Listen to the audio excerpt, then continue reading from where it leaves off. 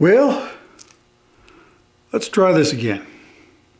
Hi everybody, welcome to Sprague Woodturning. My name is Jim. If you haven't been here before, this is predominantly a turning channel where each and every week I show people how to make things on the lathe. Now, this week we're going to be working with some more fantastic ironwood, or here in Canada it's called hop horn beam. But if you're in Canada, you're not going to probably call it that. You're going to call it ironwood. But it's not the true desert ironwood that you'll find from the south. It's this is hop hornbeam. So I did do a video not too long ago with this, and it was actually really nice. It's got a lot of nice grain locked up inside of this. And you know, I'm starting to run out of dry stock here in the temporary workshop. So once I get over to the new workshop, we'll have some more stuff to work with, which hopefully will be soon. But in the meantime, I've got an idea that I want to try with this, and something different than we did last time around. So let's go over to the workbench and figure out exactly what we're going to do with this and my thoughts on what I want to incorporate with this. Right, so anyway, you may remember this. Still quite a, I mean, look at the grain, rip the grain in there. Anyway, there's, I think that there's lots of really nice figure locked up inside of this piece. And I'm not 100% sure on how I'm going to cut this. I might just cut it here. But the problem is I'll have to try and match the same angle here. And then, I don't know, we'll cut that in half and put it around it. But what I want to incorporate with this, give me a second. These are leftover epoxy pieces from a casting that I did here recently.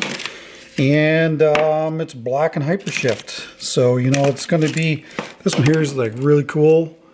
Got to find out a way to incorporate this somehow in this casting.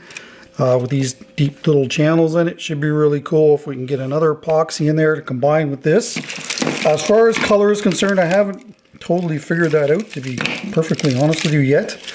But what I'm going to do is we're going to cut this up, fit it in the bucket, and then we'll add these pieces.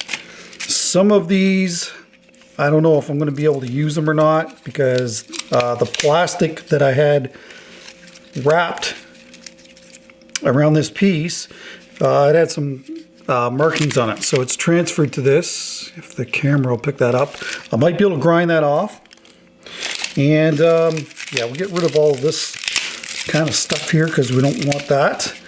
But anyway, throw this all together, we'll pick a color, and hopefully whatever we make with it will be cool.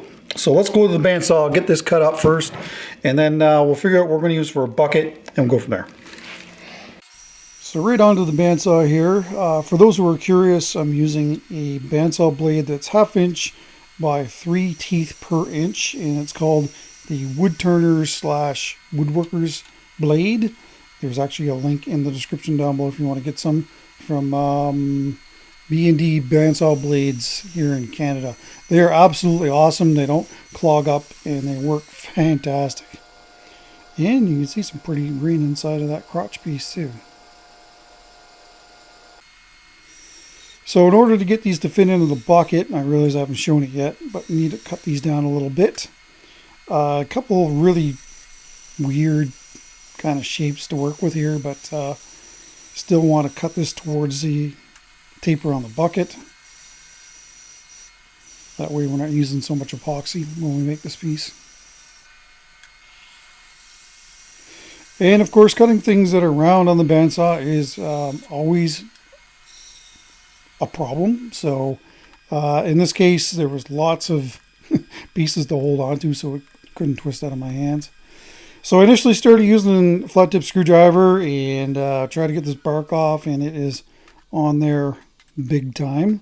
I got off what I could, and eventually I just figured, well, you know what, I'm going to pinch this between centers and grind it off with the cut saw grinder. It just was going to be a lot faster.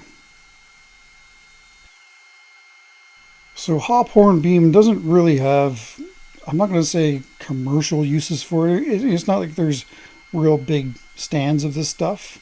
I mean, I've never seen it anyway. So, you know, a lot of cases, you know, it is used in furniture. Canes, since it's a strong wood, it makes a really good cane. and tool handles, turned objects like you're seeing here on the channel.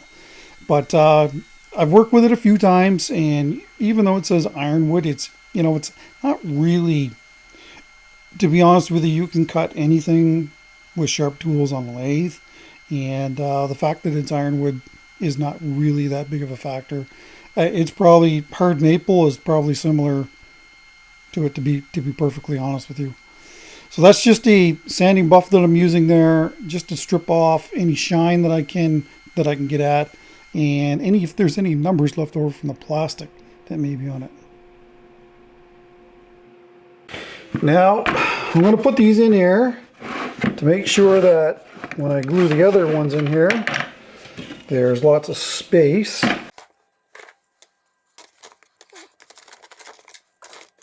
And of course we want to glue these natural edge to natural edge. Yeah, I like that configuration there. So if you haven't seen this process before, we definitely want to put natural edge pieces towards each other. That way you can keep those hard, rigid lines out of your casting. It's fine to have those in there if there's like a lot of them in there, but if you've got only one in there, then I find it really throws the balance off and it may look odd. Now as far as these go, yeah, what do you do with all these? I did blow everything off before I started with this. Sure. I'm just going to put these in wherever they'll fit. And I don't know. We'll see what we end up with.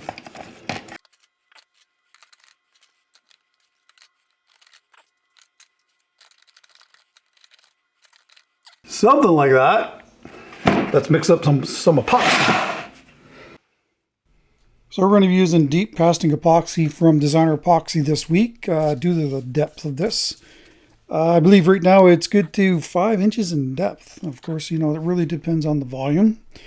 Pearl red, that's what we're going to be putting in here. I figured the pearl red with the black should really pop in this piece, and it does. So I think that was a really good decision to use the red. Contrasting colors is what I prefer if you're new here. Love contrasting colors. This is your first 1.5 liters. This is probably going to take 3 of these, I bet. Oh yeah, every bit of it.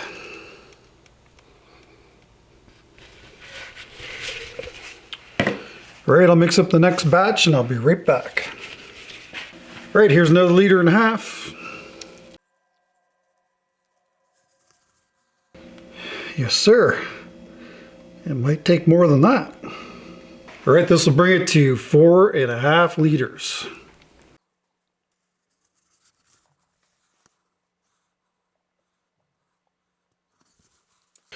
All right, so while this probably really doesn't need it, I'm going to throw this in the vacuum chamber. So vacuum chamber coming up next. I'm just trying to give you guys a look here where you're not being there. That's probably about as good as we're going to get. All right, let's see how we do here. Probably only do this for about 15 minutes or so. I don't think we need to go any more than that.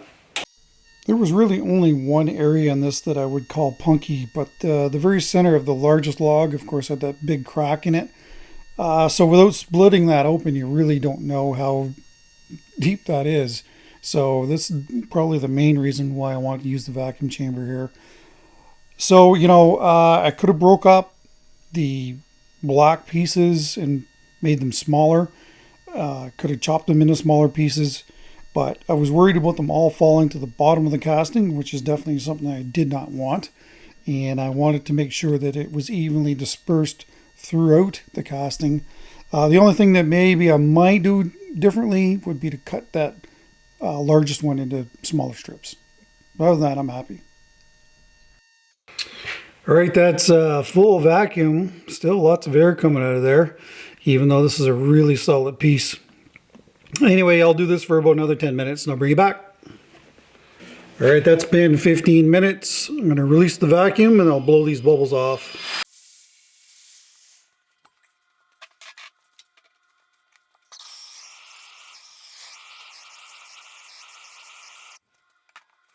All right, I'll throw this into the pressure pot and see you guys in 72 hours.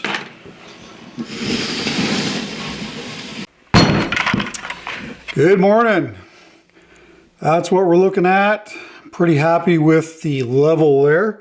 I mean, it is just above where the wood is, so that's pretty much a perfect pour. Let's get this out of here and see what we're dealing with. I shouldn't be any thermal cracks, but you never know.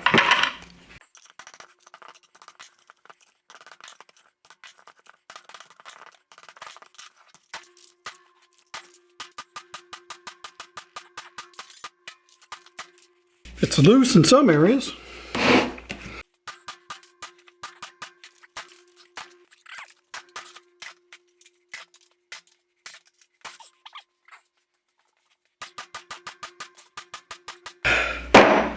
You know, I hear it all the time. I use compressed air. Compressed air is going to take this out, not the way that it's glued in there.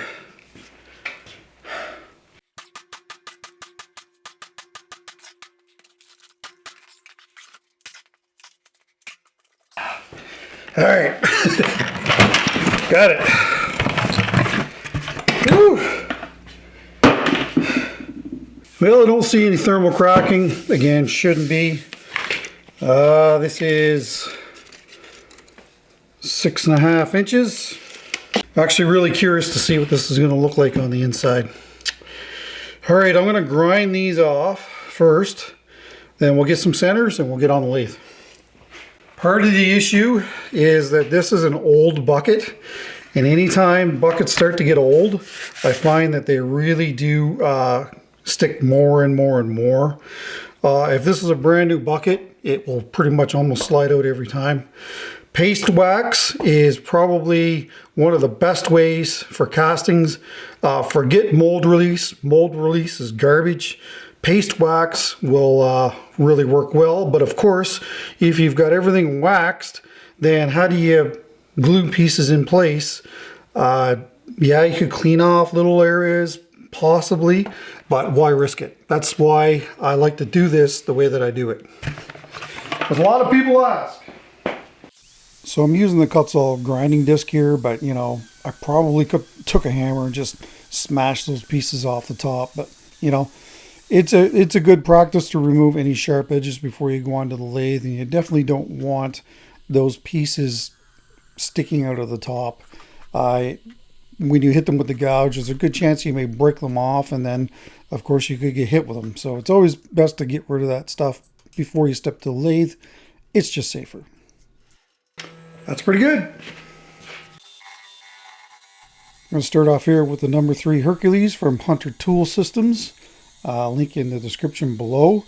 And if you've been around, you know I love this tool. This is my go-to epoxy turning tool, hands down. A gouge can't even touch this thing when it comes to performance in castings like this.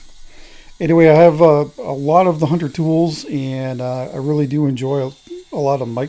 Mike Hunter's a nice guy. He's great to deal with, very reasonable to deal with actually. And anyway, he's just a pleasure to deal with, and if you have any questions or concerns, it's actually quite easy to get a hold of him or his representative Ken Rood here in Canada.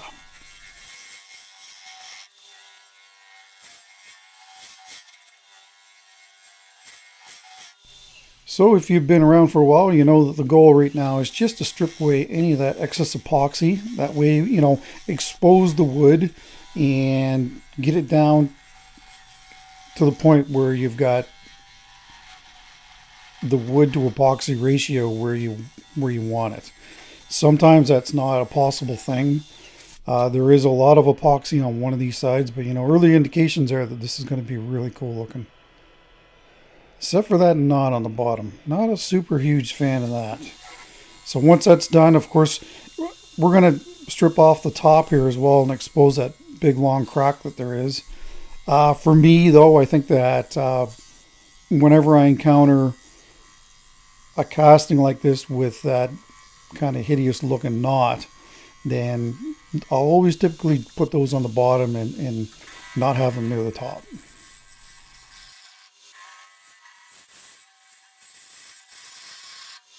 So I'm in get her done mode here. You can even see and hear that the epoxy shattering. Again, I'm just want to get this taken down. You know, I've probably got to strip off a good solid 1/2 inch in order to expose all that wood again on the very top of this piece. And once things are running nice and true, then, you know, and the cutter always stays engaged with the wood or the epoxy, then your cuts will smooth out. There you can kind of see how the epoxy was shattered more towards the center of the casting. And then when you take easier cuts, then that goes away like it did just there. So the epoxy to wood ratio is still kind of high. One thing that I didn't realize when I first started turning, how important it would be to have your dominant hand and your non-dominant hand on the back of the tool. I find that typically my dominant hand, and I'm left-handed, is more comfortable on the back end of the tool, and, you know, just my right hand holding the tool kind of in place. But as a turner, you're certainly going to have to switch quite often. And there you can kind of see the beginnings of a tenon that we'll grab to put a glue block on this eventually. I like it. Alright, so now that we've got all this excess epoxy stripped off, we can see exactly what we're dealing with. The good, the bad, and the ugly. But, so we've got a knot coming through here. There's a knot that's here. This is kind of a crotch piece that goes through here. So this isn't such a big deal. I believe that I'm going to make this the bottom of whatever this is going to be. And that will probably delete this. There is a big ugly knot on the bottom of this, so that's another reason to make this the bottom. Up here with this big long crack, this was the top as it was sitting in the bucket. That might be pretty cool when we do something with it. You know, I had really contemplated on possibly making a lidded dish of some sort with this. And I still might, like almost like a clam style type dish. Yeah, I still might do that.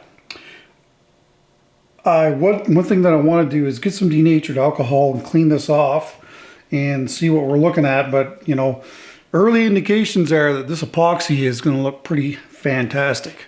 I'll move the camera a little bit so you guys can see better. Throw some denatured alcohol in here and see. Oh yeah, look at that.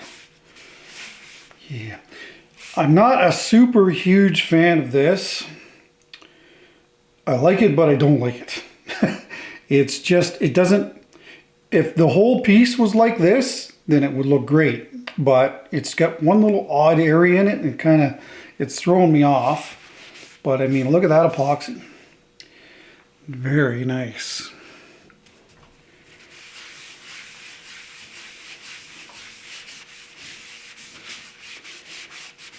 Yes, sir. That black with the hyper shift coming through there. Now there's too much epoxy here. It's not balanced correctly. So I think that we need to take this down. I'll say I'll take a 1/2 inch off the overall size of it, and we'll expose more wood. But, you know, we've got some really nice crotch grain here. Unfortunately, the smaller this gets, the more of that we're going to lose. But I think that we're going to make this the bottom and this is going to be the top. So let's just take this down a little further. And I might even start rounding this over and then get the tenon done, put a glue block on, and then we'll figure out what we're doing from there.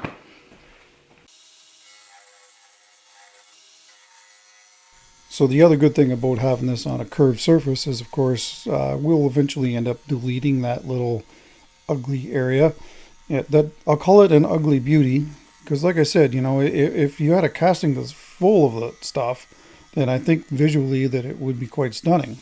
It would be very busy, but there you can go. Like after one pass, it's for the most part gone. There's a little bit of discoloration there, but you know, that's fine. I don't have a problem with that.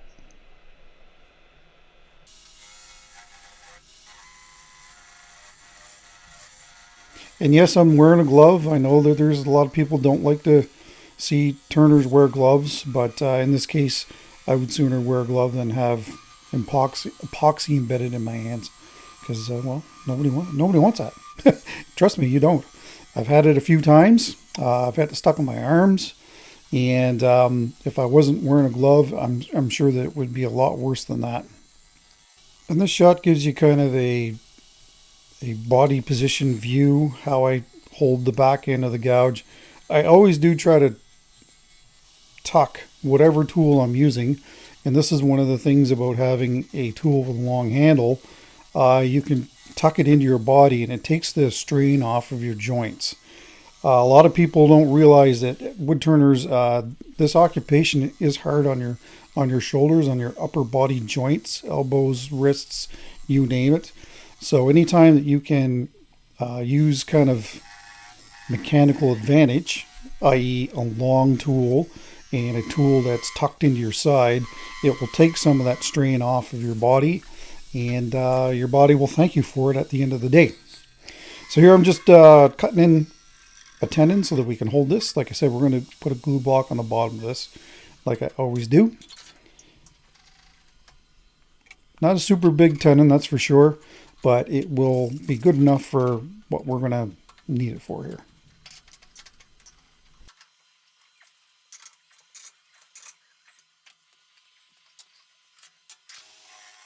So anytime you move things around on the lathe, of course, it throws the balance off. So I'm just going to square up the bottom here. And then the very last thing I'm going to do is remove the live center and very lightly, tool this down and make it slightly concave. Every time that I put a glue block on, the bottom of the casting is always slightly concave. Not a huge deviation, but make sure that, you know, when that glue block goes on there, that it's making contact all the way around and not just in certain areas, because you're going to end up with vibration if you don't. And before we put any glue block on, I'm going to take some 60 grit here and rough up the bottom of this really good. And there is hot melt glue that's been dipped in an electric frying pan, and it's high temperature hot melt glue. If you live in Canada, I get it at Canadian Tire. I've never had a problem with it, and it's actually, you can get some a lot of glue sticks for fairly reasonable price. Anyway, that's Canadian Tire. Unfortunately, they do not ship to the US, only in Canada. So when it comes to measuring these, you want the depth of your tenon to be less than a 1/2 inch. That's the profile jaw set that I use. You don't want the tenon to bottom out in the jaw set. You want the top of the jaws to be resting on the bottom of the casting. And of course, I'm using dovetail jaws, and since switching to dovetail jaws, I don't know if I've had a casting come out of the chuck. It's been a really good buy, and I highly recommend buying dovetail jaws. So again, you know, we've reversed this, so of course it's going to be out of balance again.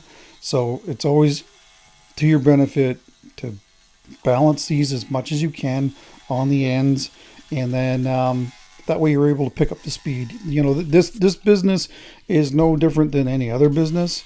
The faster you can put products out and maintain the same quality, then of course the more money you're going to make. And you know, it's woodturning is just no different than any other business. So the faster that you can turn these pieces, the faster you can get them done. And resin, epoxy typically likes to be turned at 1,000 RPM. That will give you one of the better cuts. 1,000 to 1,200 depends on the size of this piece. This here, I probably wouldn't mind. It wouldn't bother me turning this at 1,200, but so far I think that we're right around the 1,000 mark is where we're at on this.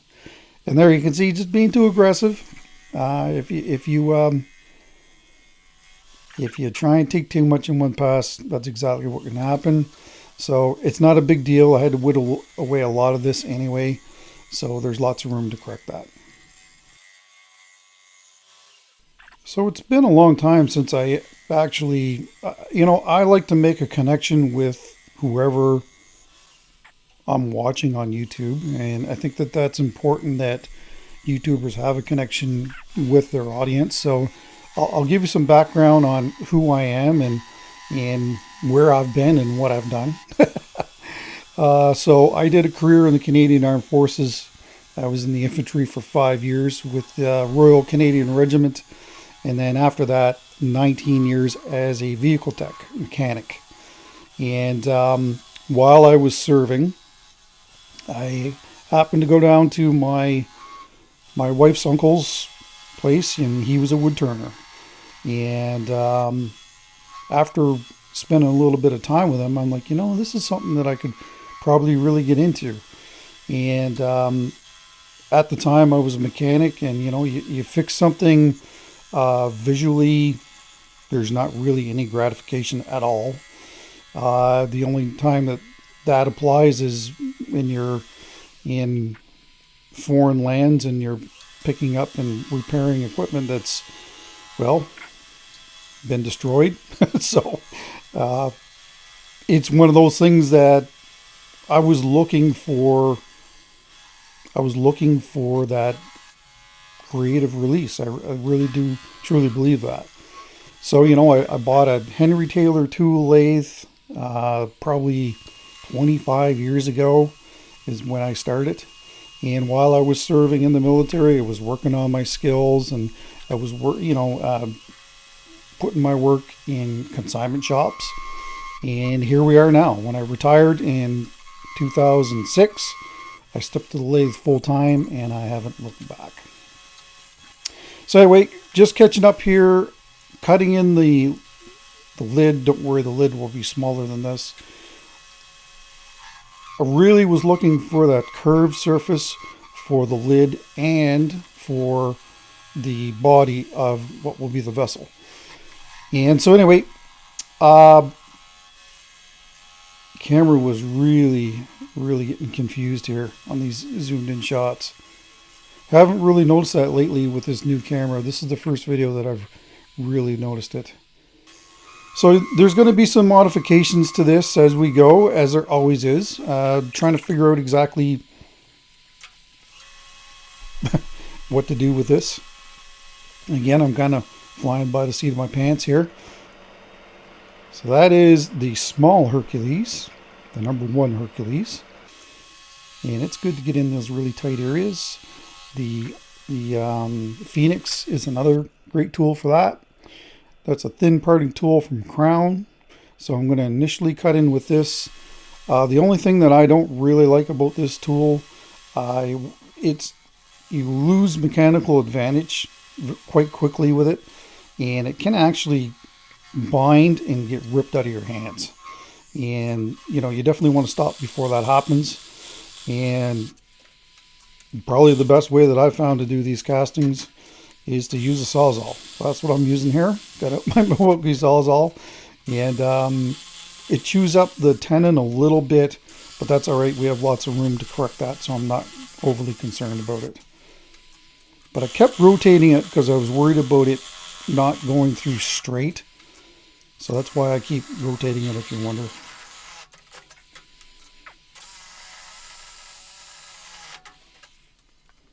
There it goes finally. And overall, that's not too bad. I didn't think this piece was big enough to bother setting up the steady rest and taking a core out of this, to be perfectly honest with you. It might have been maybe 3 or 5 inches across. So we're just going to drill this out and then take it out like we normally would. But, basically getting back to my experience, I've never taken a course in my life. I am self-taught. Oh yeah, I tried using the 3-inch here, and since there's no steady rest, and as you can see, it was smoking so bad that it just didn't want to cut that ironwood. So I'm like, okay, we'll give up on that. So now I'm mounted outboard here, and of course this is the bottom side of the lid. It's being held by that tenon that was on the top.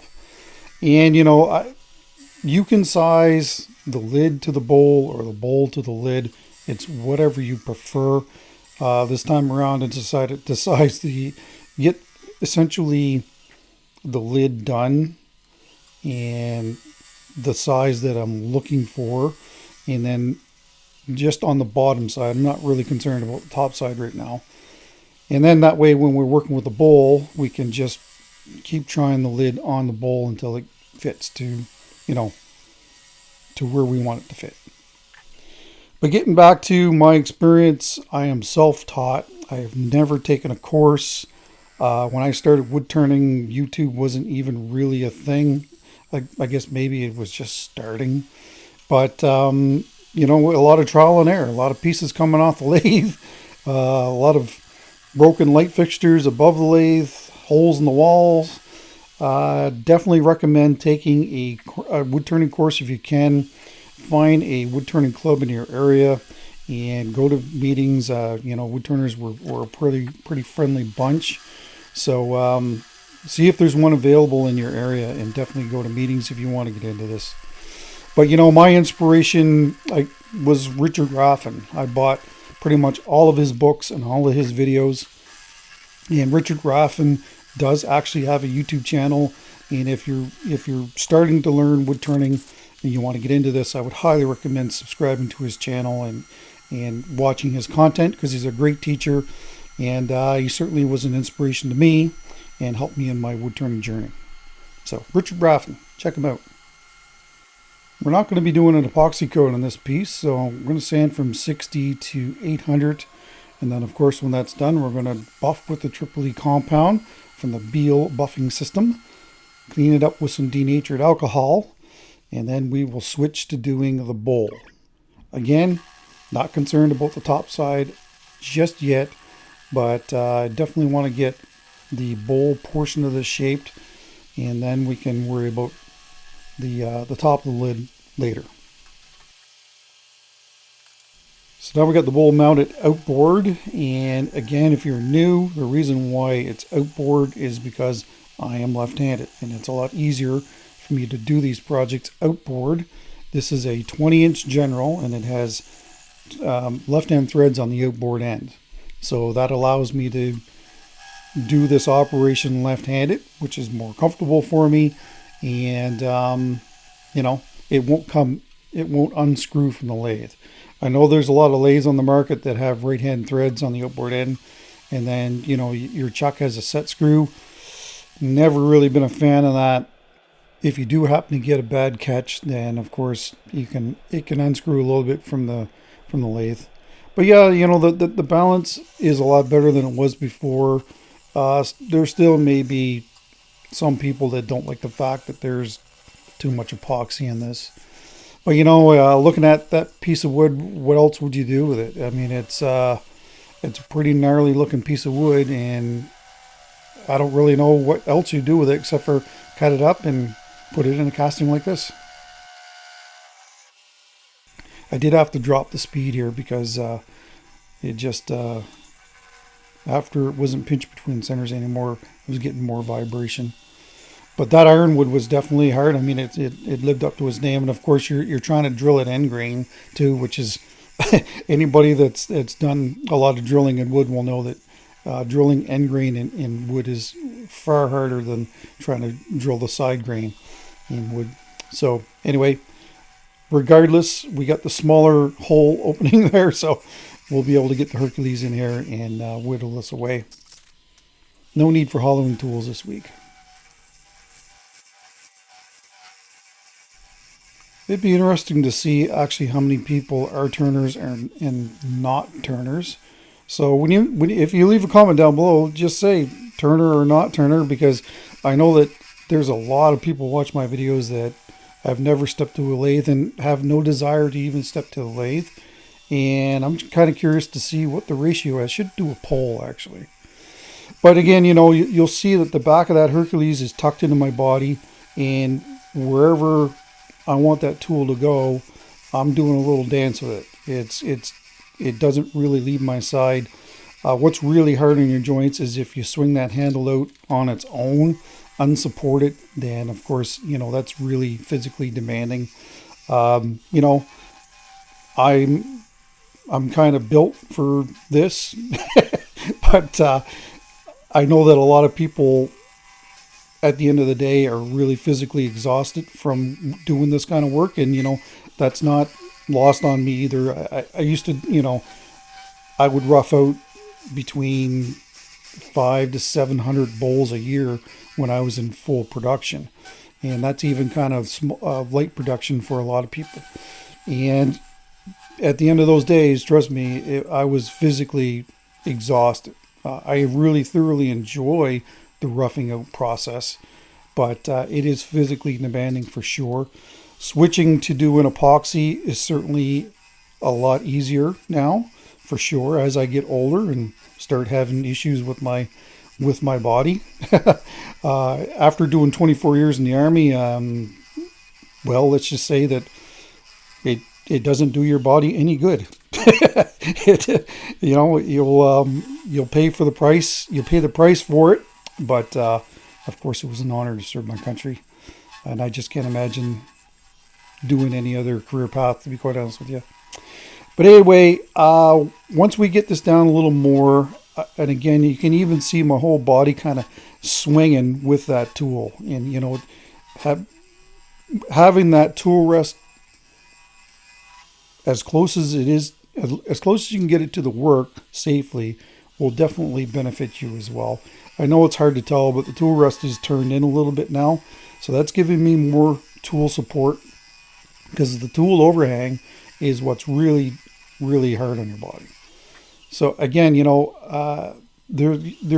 find yourself a wood turning club if there's one available, and definitely go and check them out. And there'll be probably, hopefully, a number of different lathes there. There might even be members that are selling lathes and tools that you might be able to get at a reasonable price, because this is a fairly expensive hobby / occupation to get into.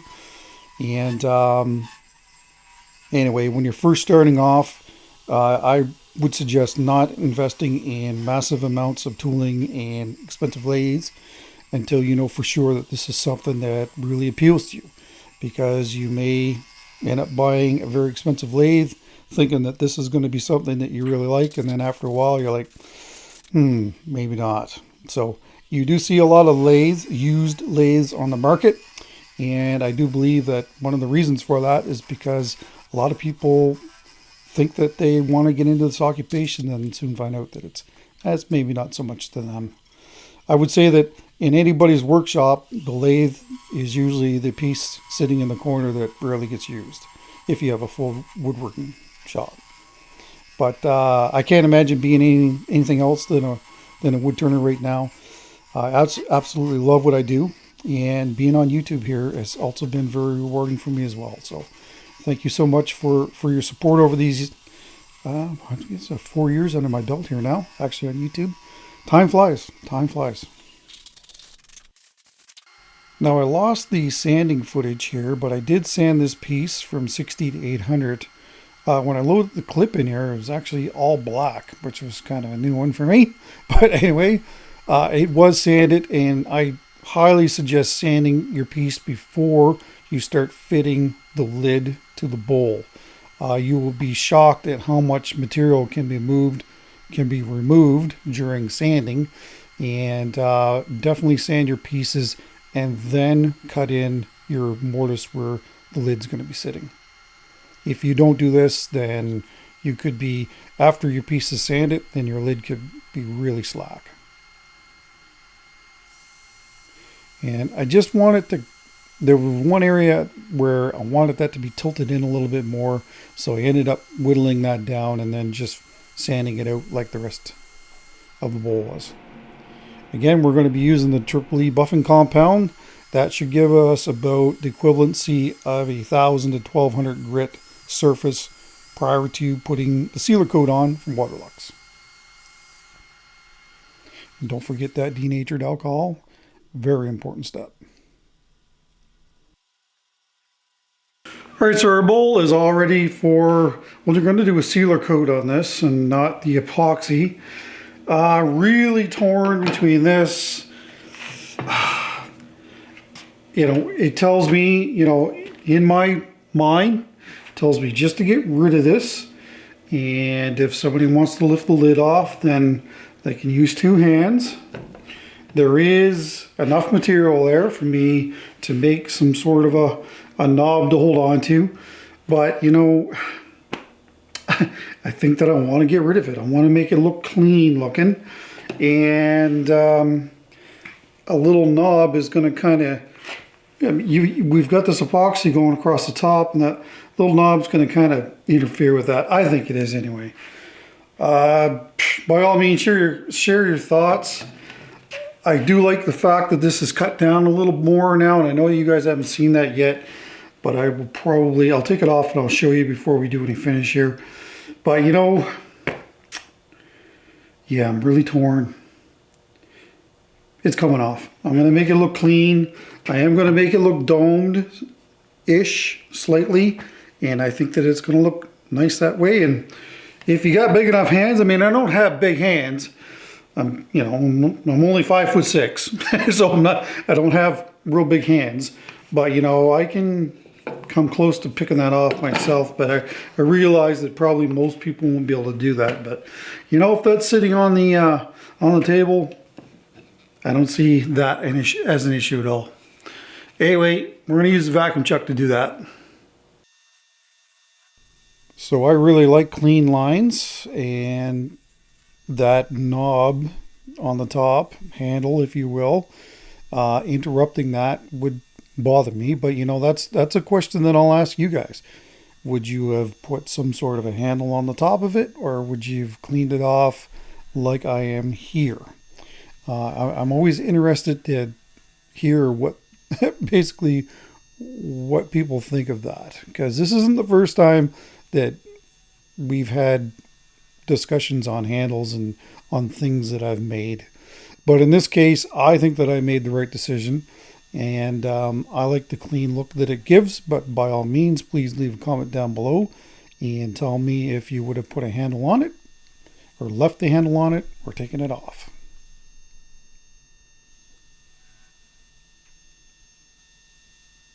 Yeah, I was having some issues getting that a clean cut, so I decided to use a sharp bowl gouge there from David Ellsworth just to clean that up. And just like the bottom side of the lid, it was sanded from 60 to 800, and then of course buffed with the Triple E and cleaned with a denatured alcohol.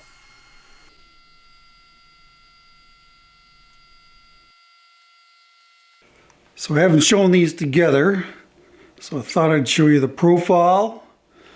And anyway, I think it's the right decision to take that right off the top. After all, you know, if you got a metal tin, you have to use two hands to open it. So why not an epoxy piece? That's kind of the way I look at it. Anyway, let's get some sealer on this. This is what we're going to be using, Universal Tung Oil Sealer from Waterlocks.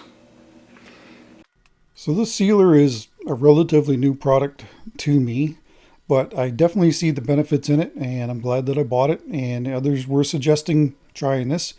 And when the original goes over top of this, it does seem to work better. Give it a try. Well, that's what the bowl portion looks like. Oh yeah. I think putting those black pieces of epoxy in there with the hypershift is a good plan. Oh yeah, look at that. Easy color separation that way. That's for sure. Yeah, beautiful grain. Turn this a little bit more. Yep, look at that.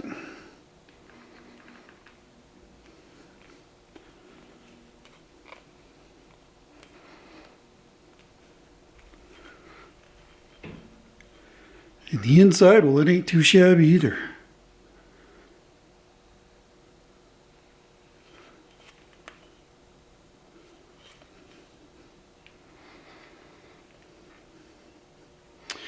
Right, I'm just going to do the lid by hand.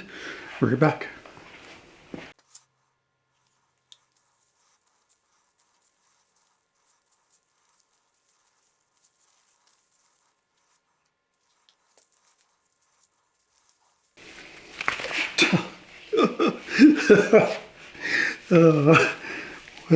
She's pretty slick. Oh man, I think I just ruined her shirt. Oh. Yeah, that could have been bad.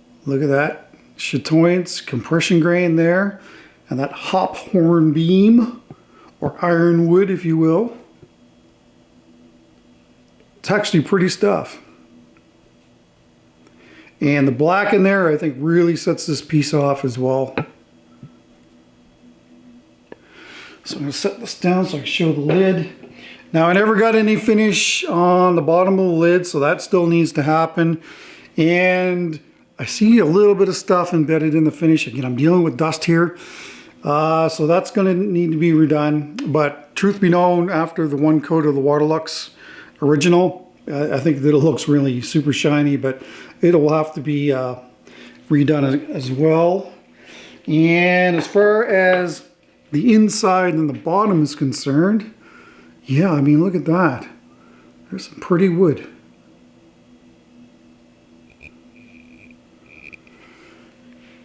And here is the bottom.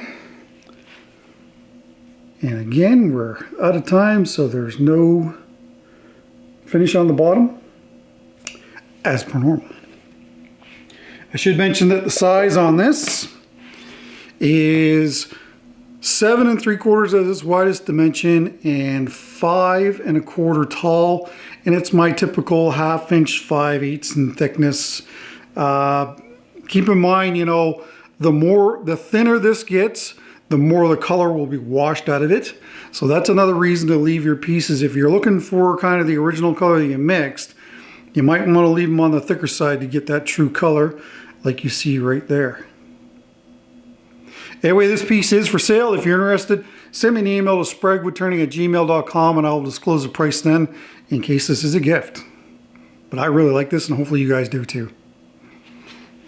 Don't forget to put designer epoxy in the comments down below to be entered into the next giveaway at 145,000 subscribers when we get there. And of course, by commenting down below, you'll be entered into my giveaway, and I ship worldwide. So it doesn't matter where you are in the world, comment away. Unfortunately for the epoxy giveaway, that's only for continental USA and Canada. Next week is going to be, we're going to be working with another exotic, something that I've never worked with before. So far, I'm liking what I see. It's in the pressure pot right now, but the colors that I picked, I think, well, they're going to be, they should be complimentary. So anyway, that's next week. Have yourselves a fantastic weekend, and hopefully we'll see you back here next week at 3 p.m. Eastern Standard Time for the live stream. And if you can make it, we'd love to have you. We'd love to have you there. All right, have yourselves a fantastic weekend, and we'll see you next week.